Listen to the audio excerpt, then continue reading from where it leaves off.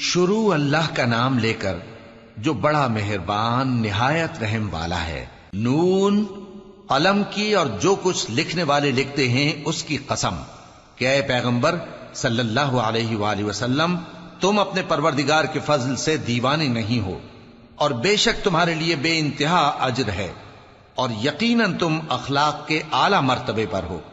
سو ان قریب تم بھی دیکھ لو گے اور یہ کافر بھی دیکھ لیں گے کہ تم میں سے کون دیوانہ ہے۔ تحقیق تمہارا پروردگار اس کو بھی خوب جانتا ہے جو اس کے رستے سے بھٹک گیا، اور ان کو بھی خوب جانتا ہے جو سیدھے رستے پر چل رہے ہیں۔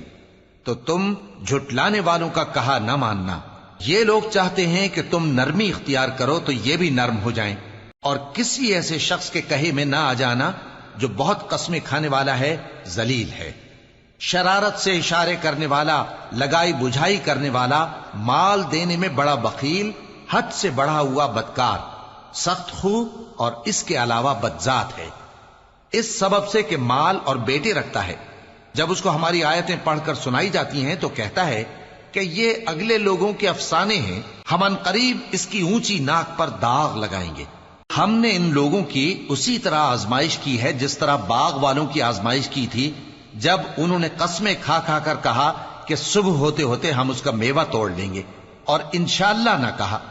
سو وہ ابھی سو ہی رہے تھے کہ تمہارے پروردگار کی طرف سے راتوں رات اس پر ایک آفت پھر گئی، تو وہ ایسا ہو گیا جیسے کٹی ہوئی کھیتی۔ پھر جب صبح ہوئی تو وہ لوگ ایک دوسرے کو پکارنے لگے کہ اگر تم کو کاٹنا ہے تو اپنی کھیتی پر سویرے ہی جا پہنچو۔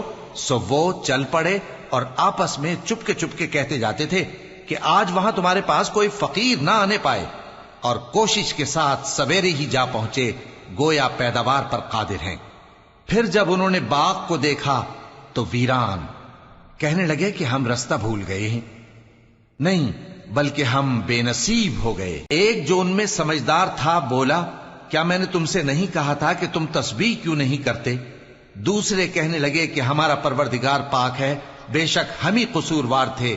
پھر لگے ایک دوسرے کی طرف رخ کر کے ملامت کرنے، کہنے لگے ہائے شامت، ہم ہی حد سے بڑھ گئے تھے، امید ہے کہ ہمارا پروردگار اس کے بدلے میں ہمیں اس سے بہتر باغ عنایت کرے، ہم اپنے پروردگار کی طرف رجوع کرتے ہیں۔ دیکھو عذاب یوں ہوتا ہے، اور آخرت کا عذاب سب سے بڑھ کر ہوگا، کاش یہ لوگ جانتے ہوتے۔ پرہیزگاروں کے لیے ان کے پروردگار کے ہاں نعمت کے باغ ہیں۔ کیا ہم فرما برداروں کو نافرمانوں کی طرح نعمتوں سے محروم کر دیں گے؟ تمہیں کیا ہو گیا ہے؟ کیسی تجویزیں کرتے ہو؟ کیا تمہارے پاس کوئی کتاب ہے جس میں یہ بات پڑھتے ہو کہ جو چیز تم پسند کرو گے وہ تم کو ضرور ملے گی؟ یا تم نے ہم سے قسمیں لے رکھی ہیں جو قیامت کے دن تک چلی جائیں گی کہ جو کچھ تم طے کر لو گے وہ تمہارا ہوگا؟ ان سے پوچھو کہ ان میں سے کون اس کا ذمہ لیتا ہے؟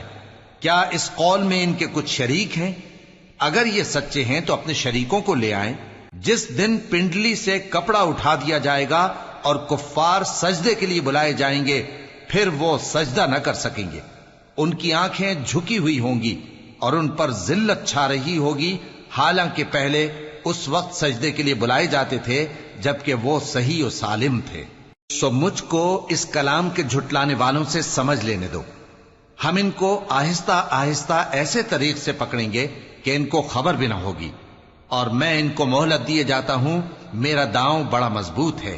اے نبی، کیا تم ان سے کچھ معاوضہ مانگتے ہو کہ ان پر تاوان کا بوجھ پڑ رہا ہے، یا ان کے پاس غیب کی خبر ہے کہ اسے لکھتے جاتے ہیں؟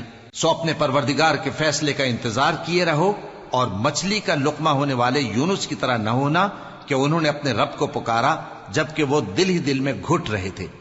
اگر ان کے پروردگار کی مہربانی ان کو نہ سنبھال لیتی تو وہ چٹیل میدان میں ڈال دیے جاتے مذموم حالت میں۔ پھر ان کے پروردگار نے ان کو برگزیدہ کر کے نیکوکاروں میں شامل کر لیا۔ اور کافر جب یہ نصیحت کی کتاب سنتے ہیں تو یوں لگتے ہیں کہ تم کو اپنی نگاہوں سے پھسلا دیں گے، اور کہتے ہیں کہ یہ تو دیوانہ ہے۔ اور لوگوں، یہ قرآن تمام جہانوں کے لیے نصیحت ہے۔